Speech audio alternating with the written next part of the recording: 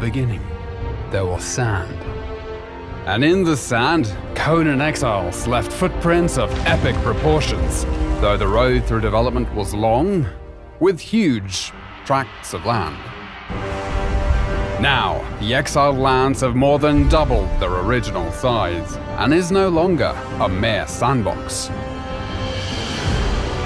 The Frozen North update added snowy peaks and fertile highlands, and at launch, the humid swamp and smoldering volcano are introduced. With such a large-scale world, traversing it can be time-consuming. But if you're able to find the recipe to construct the map room, you can fast travel to certain waypoints located around the world. Perhaps you'll visit Sepemeru, the relic hunter city to the west, which is now a mostly harmless trading hub where players can come to barter, or perhaps strike up a conversation with the locals over a pina colada. With a fully dynamic weather system, there is a chance you might get caught in the rain, snow, or deadly sandstorms. But if you have half a brain, you'll avoid frostbite or sunstroke by dressing appropriately for your surroundings. The world is filled with dangerous monsters and other humans, as well as challenging world bosses and deadly dungeons.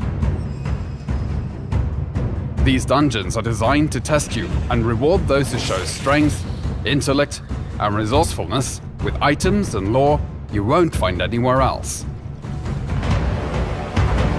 Combat in Conan Exiles has gone from simple strikes to a grand set of combos with light and heavy attacks and unique moves for each weapon type.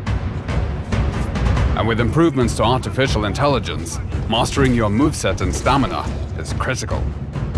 These improvements also apply to the thralls you capture, making them highly effective guards for your base. Milestone bonuses have been added to perks and attributes, and players can buff their stats with war paints, potions, and armor modifications. There are now hundreds of weapons and armor pieces in the game, which are customizable through color dyes and modification kits. And there are hundreds of building blocks in different tiers and styles for you to enjoy, including crafting and cooking stations, grow beds, and decorative items for the castle of your dreams and your enemy's nightmares. To penetrate the defenses of a player's fortress, siege weapons were introduced in the form of trebuchets, which can give you the upper hand as both attacker and defender, particularly if your enemy has been able to summon an avatar to tear down your walls.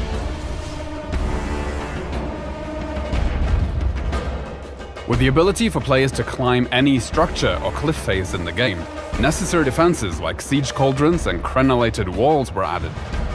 And should the enemy somehow be able to sneak their way in, there is always the option of blowing them up in your personal minefield. Defensive construction is not just against other players, as the creatures of the land also rise against you to drive you from their territories.